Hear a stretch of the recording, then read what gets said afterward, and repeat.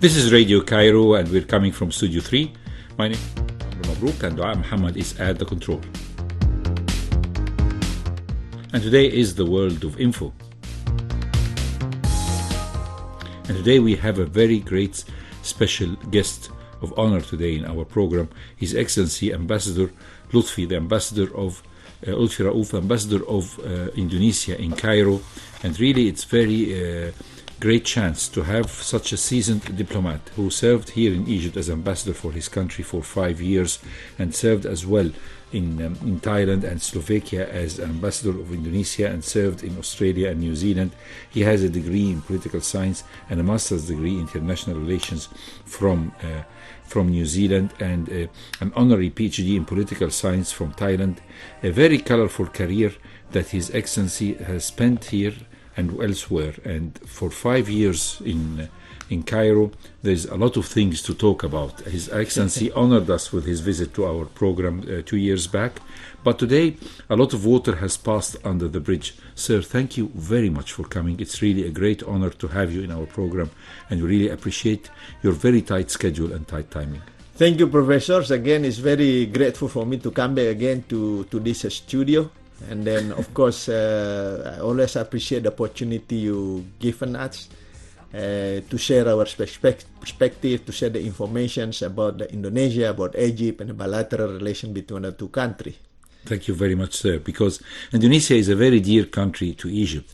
It's a country in Southeast Asia and Oceania between the Indian and Pacific Ocean. It consists of over 17,000 islands, including Sumatra, Java, Sulawesi, and ports of Borneo and New Guinea. Indonesia is the world's largest archipelagic state and the 14th largest country by area at 1.9 million square kilometers. With over 275 million people, Indonesia is the world's fourth most populous country and the most populous Muslim majority country in the world. Java, the world's most populous island, is home to more than half of the country's population. This is a very interesting geography. Sir, we have to start with geography before we're talking about your tenure here in Egypt. How much has geography affected your great country? You know, Professor, very obvious, geography speaking, and then the information you shared just a few seconds ago, that confirming that Indonesia, I think, is one of the most diverse country on earth in any category. Exactly. Geographically speaking, you know, as you mentioned before, we live in the scattering 17,000 islands with the population about 280 or even almost more than 280 million peoples, consisting of around 500 ethnicity, speaking over 700 language and dialect. Yet, we are very proud to be one nation, despite the fact that we are so diverse. Every major religion exists in Indonesia, you name it, Christianity, Protestant, Catholic, Hinduism, Buddhism, even Chinese belief, Confucius. So we have everything. So this is, I think, a blessing for us that we call it in our motto, unity in diversity. Why we come to this point? Because we came through difficult times for centuries under colonization, and then to get out of these situations, there is only way we can do it. That is unifying ourselves, to stay united, because this is the only way to make a progress of the country, to make, prosperity, because only having this kind of values of respecting each other, values of tolerance, values of inclusivism, this is where we feel that we are belong to one nation. That's Indonesia. And then it has a responsibility, of course, to maintain it, to sustain it, and then to continue ahead to make this country as a great nation, as you know very well, in terms of the size, from west to east, by plane, by flight. It took us 8 hours non-stop with 3 different time zones. So, for instance, the eastern part of Indonesia, in the western part, it's a difference 2 hours. So, this is, I think, one thing that we are very grateful, we are proud of being Indonesian. As I mentioned before, it's not easy, but Alhamdulillah, thanks God, after we gained our independence 17th of August 1945, we are now next year, inshallah, celebrating our 80 years of independence. So, and then we continue to move this country forward to meet our international obligation, to continue to create prosperity to our nation. Well, actually, you have just summarized, sir, that the whole motto of the country is unity in diversity. Yes. And this is definitely very difficult because it's easier said than done. Yes. It's how can you have one national language? How can you, with all this cultural diversity, the religious pluralism? Yes, there is a Muslim majority, but yet there are a lot of citizens who have different religions, like you have just eloquently stated, and there is a negative history of colonialism and rebellion. So how was that possible to achieve unity through diversity? How were you able to have a national language? So, professors, as I mentioned before, we are experiencing in the past about centuries under colonizations. And every colonization, I think, create a lot of suffering. Yes. And then we realized at that time also that we were under colonization because the nature of our country, the nature of community so diverse, is very easily to be divided.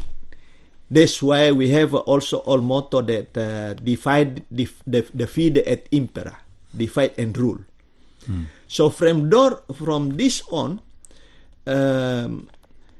we are so grateful to have our young peoples who stay in Indonesia, also who have the opportunity to study overseas, that bring this kind of awareness, the importance of how to be united.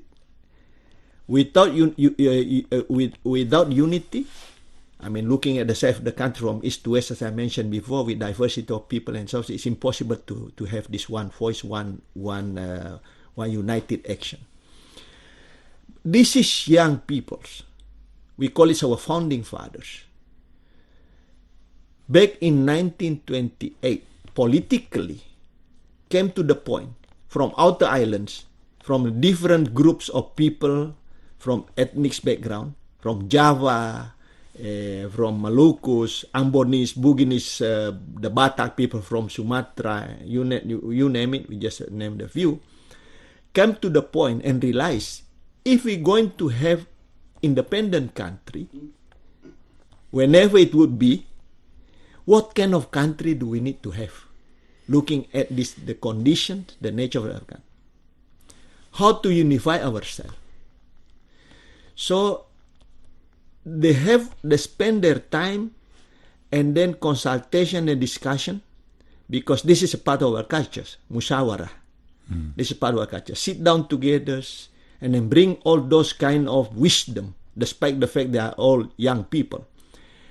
And then come to the point that we need to have unifying factors, which is a language. How could to have this unifying language while we have around 500, 700 local languages and dialects? And they came to the point that why we didn't adopt one of the minority language, that is Malay language, that's similar to the language they use in Malaysia, that exists one of in our Malay ethnicity in the eastern coast of Sumatra. And this language also very easy, very easily accepted, because they don't have any tenses, not complicated languages. This is where politically these young people back in 28 October 1928 declare that we are one nation, Indonesia, one motherland in Indonesia, and one language in Bahasa Indonesia, which is Indonesian languages.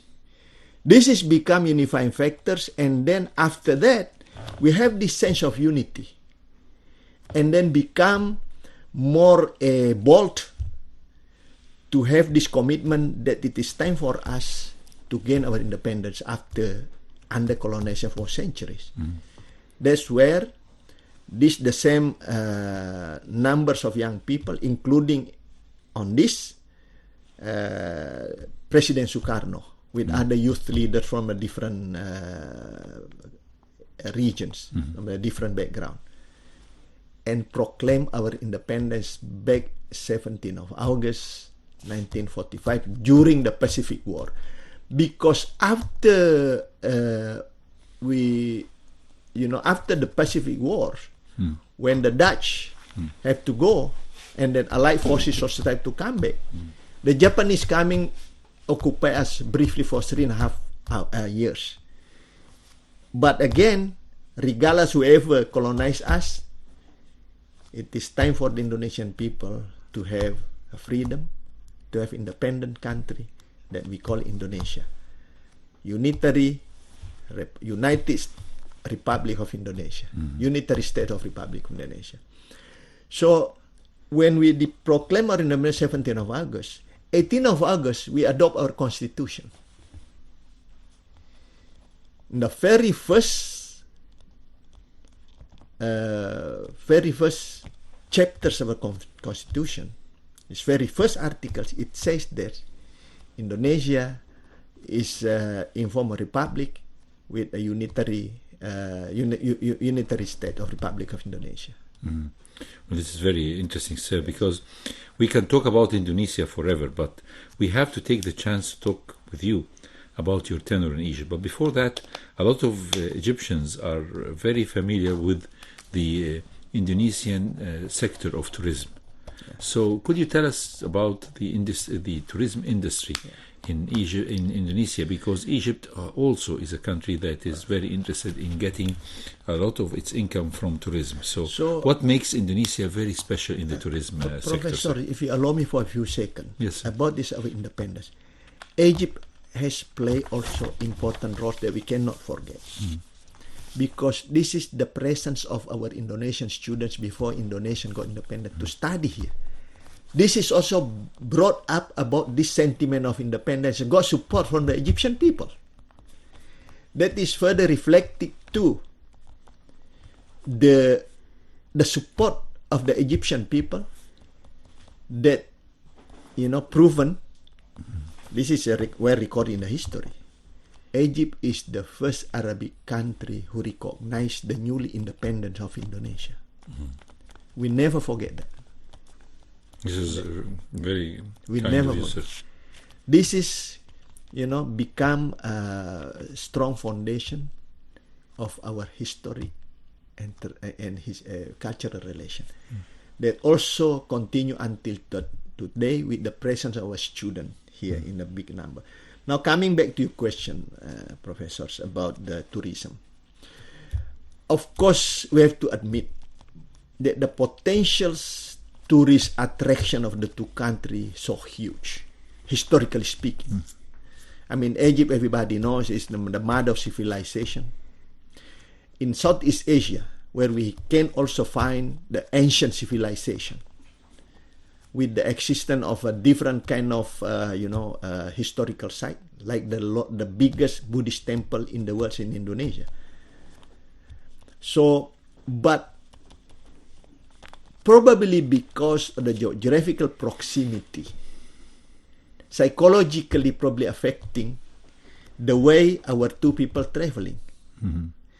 But, as I mentioned before, despite the fact that the distance between two countries, geographically speaking, like that, but we are very grateful to see the increasing number, yet not, as big as what neighboring country has, but the growing numbers of visiting to each country is growing up. From Indonesia, for instance, I think it's reaching up to over 23,000 a year. Just a kind of slowing down during COVID. but not recovering back again, especially those who want to visit Egypt as a historical destination.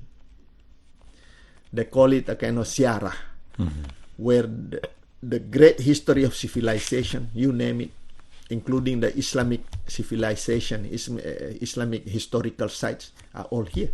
This is where Indonesians are interested. They do it directly to Egypt alone for tourist purposes and also for Umrah. So they make it as a kind of parallel visit. While the Egyptian people come to Indonesia, particularly to Bali, Yes. everyone, almost everyone I met, Members of Indonesia. yeah, Bali.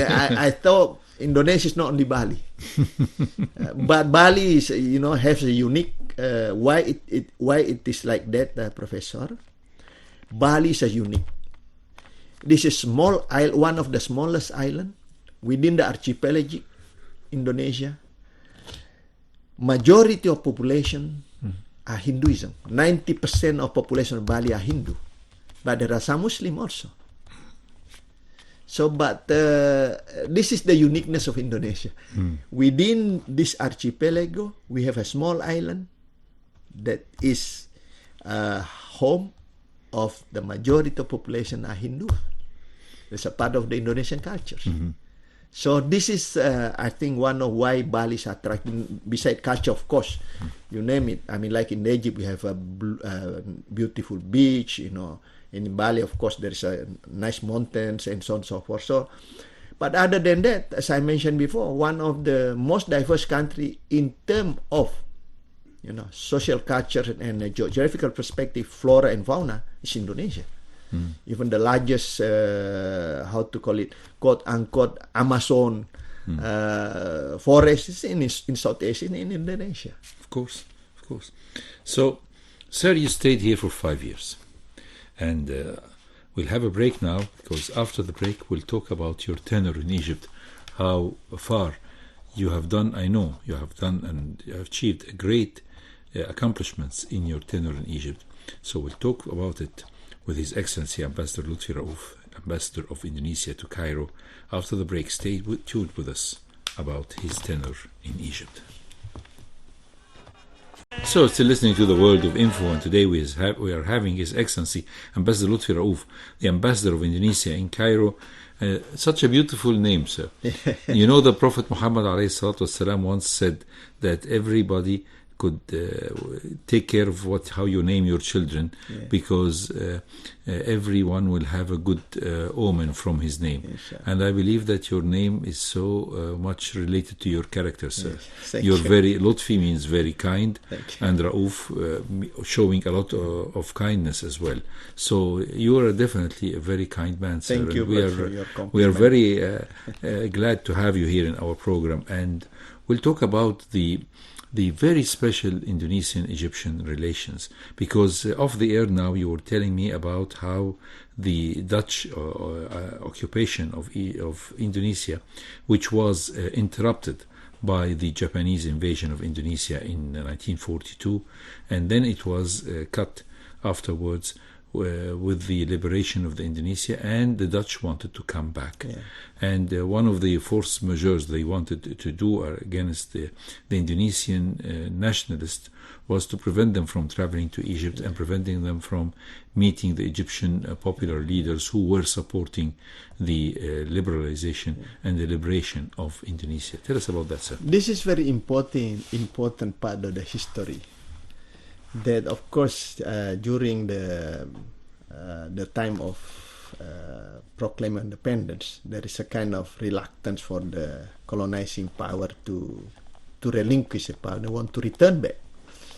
And at the same time, our nationalists continue to strengthen our position. That's Indonesia already independent. Please support that, because we need to have wider recognition from internationals. They're traveling around despite the fact that they are encountering difficulties in terms of transportation, connectivity, and so on and so forth. Yet, one of the very famous heroes of Indonesia is Islamic scholars, Haji Agus Salim, traveling to Egypt to, to ensure and then to seek for further support.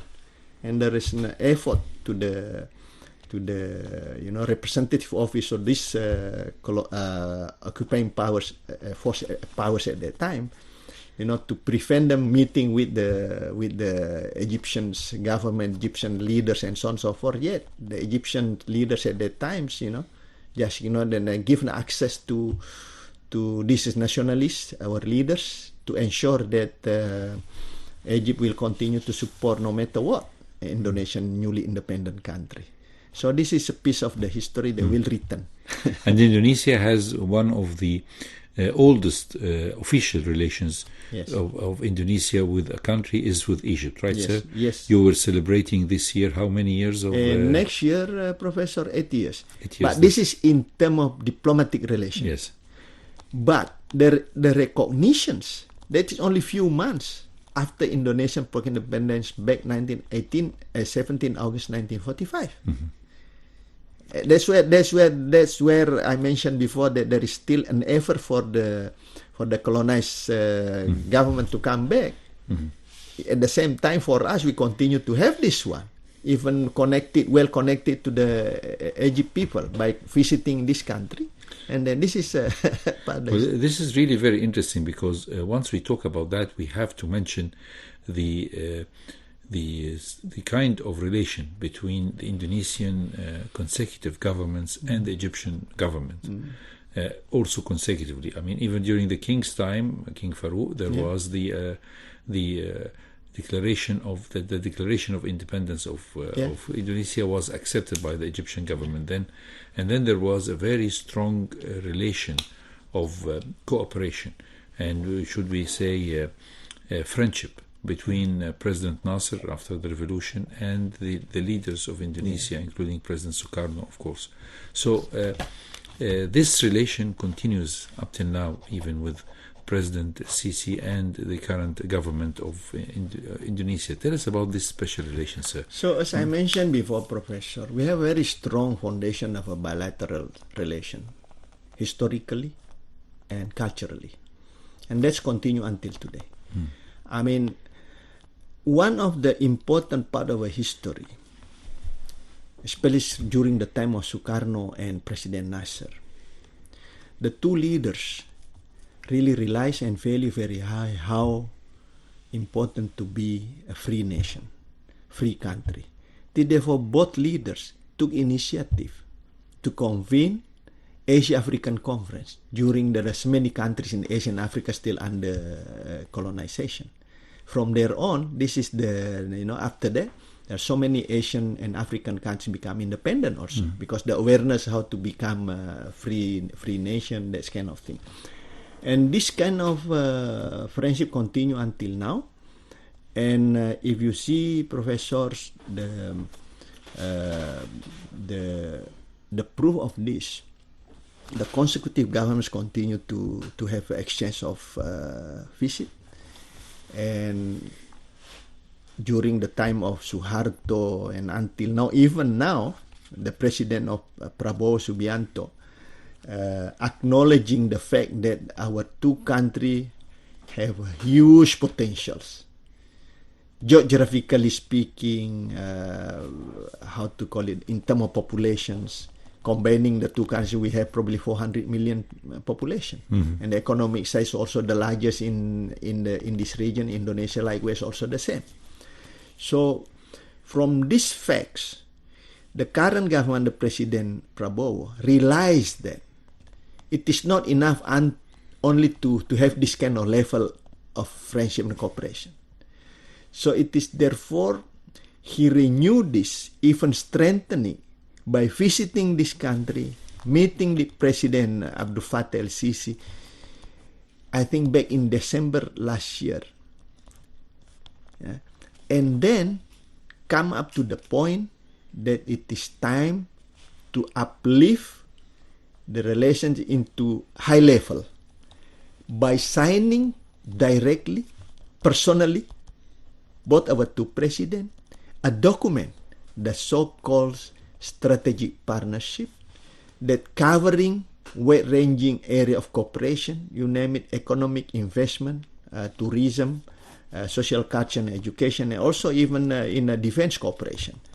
So I think this is, from my perspective, from our side, that my president acknowledge and recognize the opportunities of our two countries that we need to further develop in the times ahead by having this strongest platform. Because before that, Professor Amr, we managed, especially during my time here, we managed to create a platform in the minister level. For Minister of Foreign Affairs, we have a platform, the so-called Joint Commission, that can discuss and, of course, deliberate many issues, especially on political cooperation. On the field of economic and trade, our two ministers of trade back in 2023 also signed MOU that establishing joint trade committee that is assigned to explore all the opportunity to overcome the challenges, at least in the three major works. Number one, joint promotion of trade and economic cooperation. Number two, this is a model that we can use during difficult time for, not only COVID, but during the war, where the economic is still very difficult, especially, for the financial sector, where our two sides agree to have a kind of model, like a counter trade. For instance, we highly need your dates, you need our coffee bean, so we can exchange in the same values. Not necessarily with Rwanda, but the same value. Number three, Professor, is that our two sides, this joint committee is assigned to explore the possibility to have a platform on a trade cooperation, either a preferential trade agreement, PTA, or free trade agreement. Because the nature of our two trading items is complementary, not competition. We need your phosphate in the large number. You need our palm oil. We need your dates. You need our coffee bean, and so on and so forth, just to name the few. So this is, I think, the one of the purpose. And thanks God, the first meeting of Joint Trade Committee has been conducted last year, and inshallah, this time, probably, hopefully, the end of this year, it is the Egyptian as a host. So from there we can develop further. And in addition to that, professors, our two presidents also assigned, as a follow-up to the joint, to the strategic partnership declaration, to send our delegation, because Egypt also offers a wide opportunity for economic cooperation, especially for investment. Why? Because, geographically speaking, Egypt is strategically located in this region.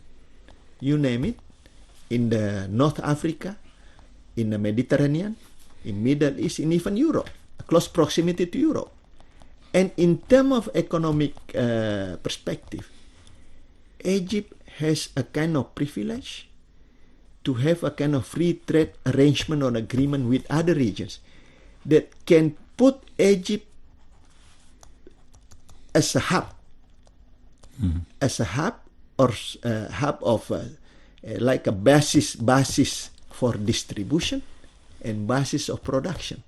That's where it can offer a kind of joint ventures in the field of trade and investment. So, Professor, this is, I think, the potential that we need to continue to have. And I'm very grateful that we have this platform. In another platform now we are working on between our Minister of Religions with the Al-Azhar with regard to the arrangement of our students.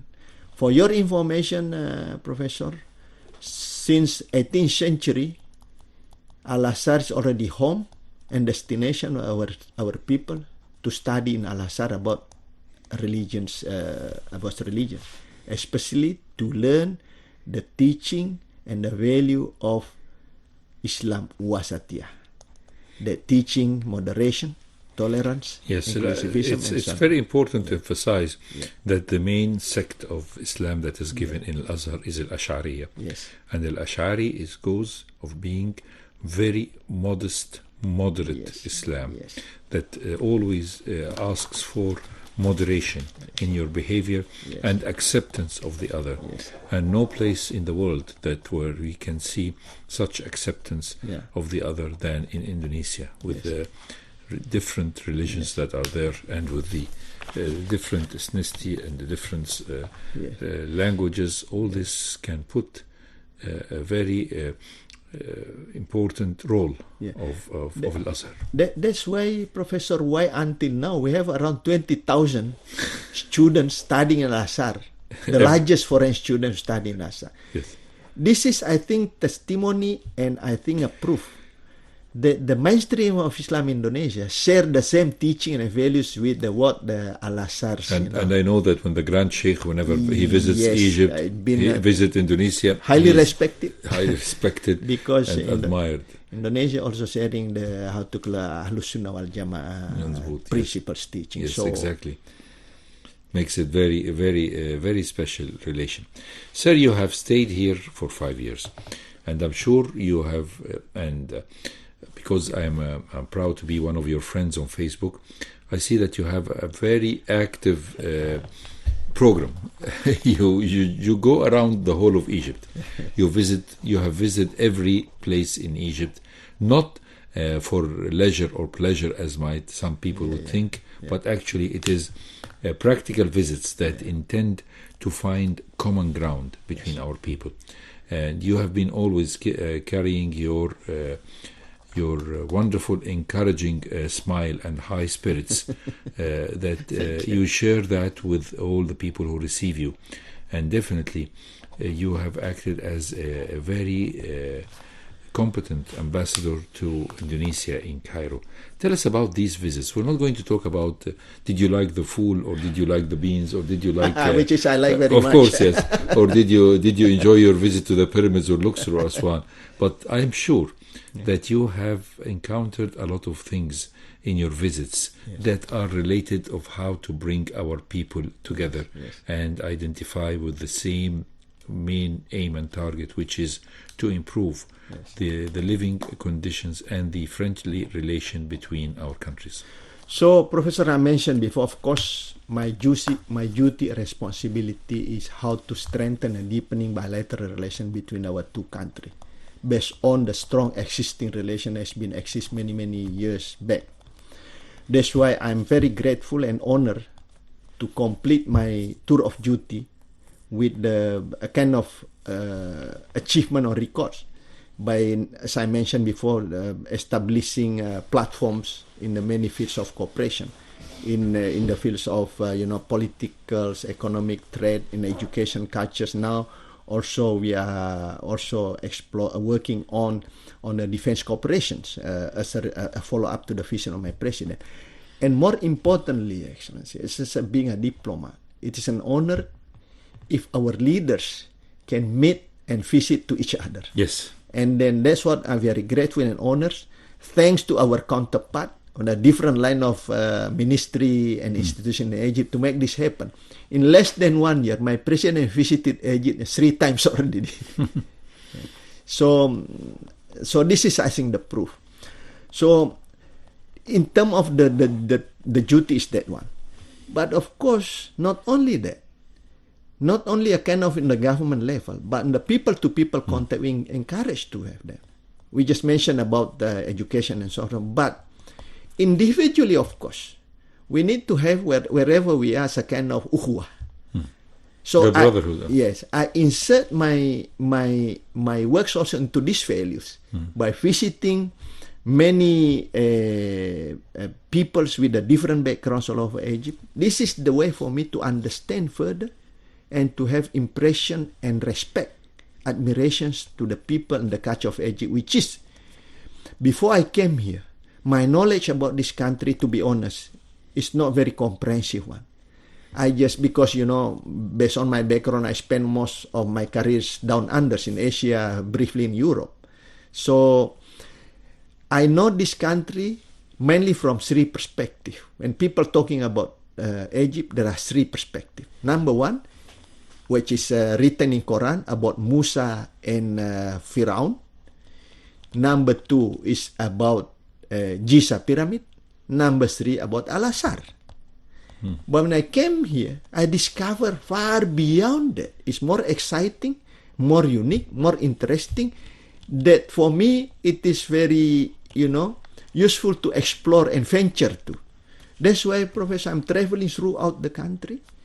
And this is also, by doing this is where people can acknowledge how developed this country, how many achievements in terms of development throughout the country. If you see the infrastructure, road, railway, you name it. I can feel it. I can not only reading it or watching through the media or what, because I experience it. I travel throughout the country, and then I feel secure and safe to travel, to meet the peoples. And I think the investment that was done in the infrastructure allowed the roads to improve very much, so that you can go and visit, you make your visits in a very short time, right? That is, Professor, I think, the way to acknowledge and I think impress by the achievement of this country, that can be also a model for us, how fast. If you see infrastructure everywhere. For instance, if you allow me, 2022, I was invited by the governor of Matru to visit the Siwa for a date festival, because mostly our dates coming from this Siwa and Wadi Al-Gadid, the New Valley. And then on the way down to Siwa, at that times, only one track. It took a long time to get there. It's not very comfortable. I think the October 2024 last year, I come back again with the same, programs. In fact, this is, much, much better with the two lane, with the new roads. And if I try to test the speed, and they're very stable, that's the way we see it.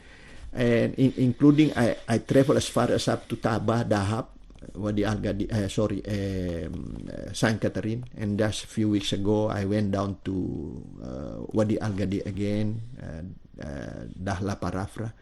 And another one very important things from my personal experience, they're going to be my unforgettable memory, when I'm honored to plant trees down in New Valley.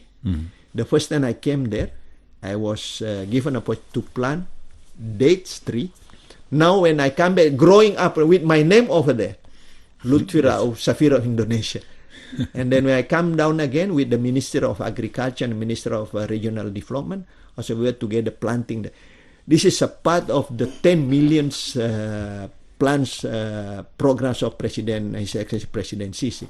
So I'm very honored to be part of this, because, to be honest to you, Professor, in Indonesia, I can call myself an environmentalist. I plant a lot of trees. Even during my time in Thailand, we have a very big embassy there. I plant more than 1,000 trees inside the compound. So this is, I think, Professor, the things that working while venturing the country, where we can feel the sincerity of the people, the warmness, the generosity in every level of society. Wherever I go, I feel welcome. And even, in the small coffee shop in the middle of the desert, they invite us to join them with the full forester in the morning, and with they're still taking a shisha. This is something that, in entire my career, 40 years, the first time I experienced this. Well, this is really very nice of you. And we have, of course, to talk about the role of Indonesia and how Indonesian point of view, together with Egypt, were very important, took a very important major role in trying to stop the war in Gaza, and the field of cooperation in the delivery of human necessities and human support resources that Indonesia has done, and we all heard about the Indonesian hospital in Gaza. Yes. So tell us about how Egypt and Indonesia have agreed in the outlines of the last agreement that, thank God, has ended this brutal war, and So- how far Indonesia is supporting the Egyptian role in this. So, Professor, Palestinian issues is very closely to our dear Indonesian peoples. Why? As I mentioned before, Palestine is still under occupation, still considered under colonizations. That's exactly the same experience we have in the past. So we feel how they feel. That's why, based on our constitution, Indonesians, government, whoever they are, constitutionally obliged to support and help the independent Palestinians, with the, of course, with our policy, with the two-state solution. Yeah. So, in this context, Professor, we share exactly the same position with Egypt. That's why we work very closely in many fields, bilaterally, regionally, and multilaterally.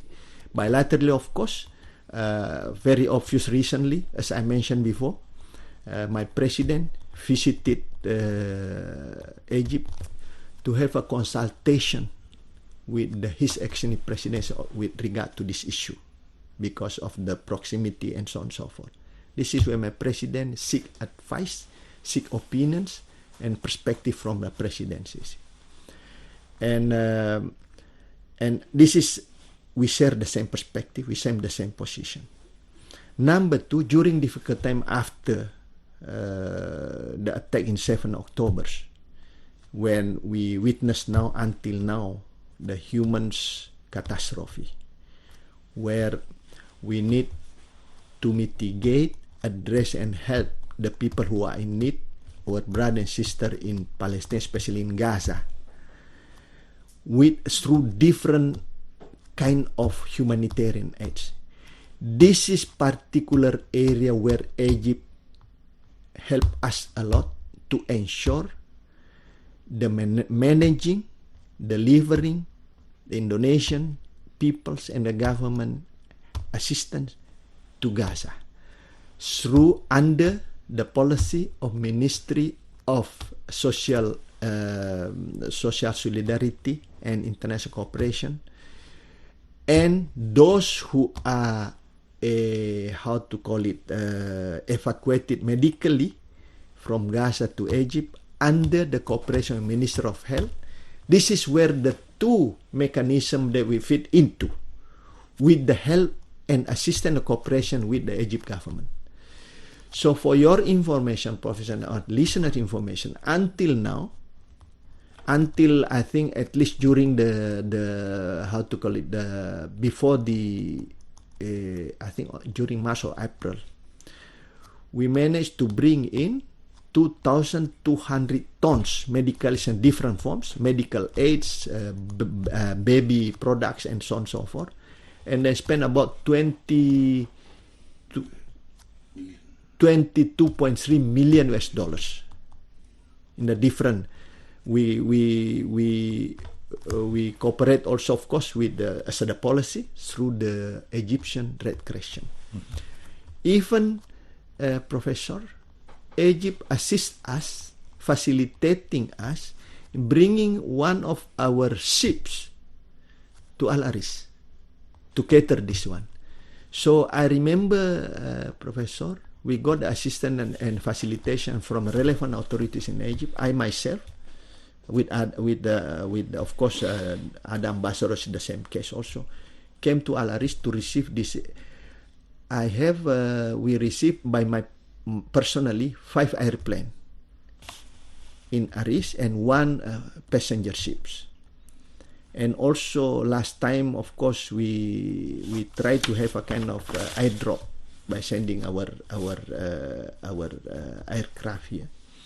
So that's why, Professor, my president, during his visit with President Sisi, personally convey his appreciation to the assistance and cooperation from Egypt, from the president's Sisi and relevant authorities in Egypt for their support, and then continue to ask for continue this kind of cooperation, because this situation is not the short-term undertaking. We also fully support the initiative of Egyptian government through Egypt initiative to create the so-called master plan or blueprint for rebuilding Gaza. I mean, when the time to have reconstruction rehabilitation. This is blueprint, Egyptian initiative, has been endorsed by Arab League and also endorsed by OIC, where Indonesia is in it. So we always fully support. And also during the effort of the ceasefire in the summit, the peace summit in Sharm el-Sheikh, where I have an opportunity also to welcome my president. This is another commitment of my president. Despite the short notice, he fly far away from the east to come to meet the presidencies and other leaders in the region to attend this peace summit in Sharm el-Sheikh, right? In the Sharm el-Sheikh. And then even repeat and renew his commitment. Whatever needs the Indonesian need to contribute, my president always welcome, including sending peacekeeping teams to you know, as a passive how to call it, neutralizing forces, for example, whatever, to ensure the ceasefire continue. And now I think they're still discussing also the modalities, the arrangements through the United Nations. Of course. So, because Professor, peacekeeping missions, this is our tradition, our foreign policy, because this is enshrined our constitution to, you know, to maintain peace and order. That's why we have the largest contingent now, more than 1,000 in southern Lebanon under United Nations. And so we have other in Africa like the Congo, Sudan, and so on and so forth. So this is a tradition, again, where we share the same policy with Egypt for this international peacekeeping mission. Egypt also sent a different. So we basically share the same policy, the same position on these matters. Unfortunately, sir, you told me that your tenure is coming up to an end after 5 years, and you have been the longest-serving Indonesian ambassador since the establishment of our bilateral relations. We know this is definitely very hard for us. Anyone who has known you or have had the honor to be your friend definitely will miss you. Why don't you stay another year, sir? I wish, Professor. I'm under command of somebody else in the government, so. That's I know, of course. Yeah. But with your final days in Cairo and in Egypt, tell us about your reflections about this time, because definitely you have made a lot of friendships here, and you have known for sure the nature of the Egyptian people. And you have definitely, what attracted you is the similarities between both of our people. Tell us about your emotional reflections about this period, sir. Professor, I have to be honest. This is an honor for me to be positive in Egypt. I've never realized before. But finally, I found it in the top of my career, the third time ambassador, which is not very many in Indonesia, personally less than 5 people. They come to this kind of 3 times ambassador, posted in this great country. That's why I feel obliged to do my best to enhance and deepen in this community in every level, which is reflected that I mentioned before in a 3 different way and platform, both in the government, both in the people to people. So I didn't need to repeat once again. So this is, of course, a kind of an honor for me to accomplish my tour of duty. I'm the longest, as far as I know, based on my record in embassy, I'm the longest serving ambassadors of Indonesia to Egypt as ever. Normally 3 up to 4 years. I'm now given a privilege to complete up to 5 years. So emotionally, of course, this is very difficult for me, although I've been as ambassador in the two countries before. But there's a different experience, different feeling, different emotional perspective. As I mentioned before, I'm traveling around meeting the peoples, and then I meet a good peoples, a good friend, like you, professors. Thank you. I always remember also during I have a difficult times because of my health problems, you are kindly refer me to one of the best surgery here, where I have my thyroid removals in a very safe, in a very successful way. So this is just to name a few, Professor. So, and I think it is not easy to live this when you have this kind of very memorable experience that I personally never experienced it before. I've been traveling around the world, both personally, officially, even in the Middle East, other Middle East country, But again, this is where I found it very difficult when the time to come to leave this country. So I cannot explain by words because this is clear attached to my emotional thing. Where I encounter a good people. To be honest with you, I've never encountered difficult times. When I need help, our colleagues, friends come to help us, including when we have a problem with our students. The relevant authorities offer us assistance. So this is where I really find professors how friendly the people here.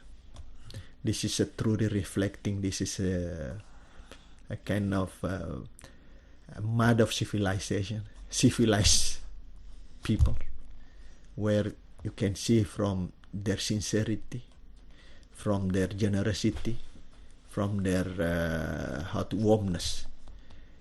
In every level of society, in every, regardless, you are in the big city or in the countryside. As far as Nubian, for instance, I visited Nubian. Well, sir, definitely, I have to tell you that you're definitely going to be missed.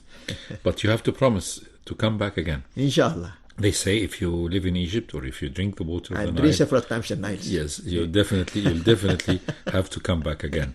And I know a lot of our dear friends, the ambassadors who served here in Egypt, they do come to Egypt. And some of them even have their own, they bought some homes to stay here as well. So I really invite you to come back again, even as a private citizen, because you're going to be always welcome in your second homeland. To bring this part of memory to Indonesia, not to feel miss a lot about Egypt. I bring a lot of memento from Egypt. Like, for instance, fanus, handicraft. Even I'll equip my, small hut up in the mountain. I have a small hut up in the mountain, Indonesia, equipped with the Egyptian ornaments, like my eating utensils, the old ceramic. I got it from Fayum in a different part of this handicraft. So become of the eating utensil. No more glass. So we can talk for hours, and I am sure we can really do a lot of reminiscing. I know how busy your schedule is, and you told me that you want to stick your time, but promise to come back again. Inshallah, to Egypt, definitely. And definitely will miss you very much, and we appreciate all your efforts in building such and making such a beautiful relation between Egypt and Indonesia thrive and improve by time. This proves the good nature of yours. Professor, if you don't mind, allow me to say a few words. Probably this is the last opportunity for me to be in this great radio with your as a host. I would like to take the opportunity to express my sincere gratitude to the whole people of Egypt for their friendship, for their help, their assistance, the cooperation they extended to me during my stay here for 5 years. And this is, I think, will never forgotten. saying I firmly believe because of the great, the big heart of the Egyptian peoples, the governments, the people, and so on and so forth. I'm very confident, by God will, inshallah, I'll be back here for, short visit or whatever to Egypt, and now become much easy for us because we have a direct flight. Of course. Between Egypt and Jakarta, served by Egypt Air. That's and lovely. Of course, at the same time, Professor, my best wishes also for, you, that we never know. You visit us in Indonesia. I would love to. So let be assured that you have friends, you have family there. Just let us know, not just a kind of lip services. We talk and we mean it. Then ahlan wa sahlan. Thank you very much, sir. His Excellency Ambassador Lutfi Rauf, the Ambassador of Indonesia to Cairo. Such very much emotional end to our program today, The World of Info. Really enjoyed his company very much, and we're wishing him the best in his days to come. This was The World of Info, and this is Radio Cairo. My name is Dr. Amr Mabrouk. Dua Muhammad is at the control. Stay tuned always to Radio Cairo, and we promise to come back at the same time, same station next week. Thank I you, will sir. not say goodbye till we meet again, inshallah. Till we meet again, sir. Thank you very much. Thank you very much. Thank you, sir. Shukran. Thank you.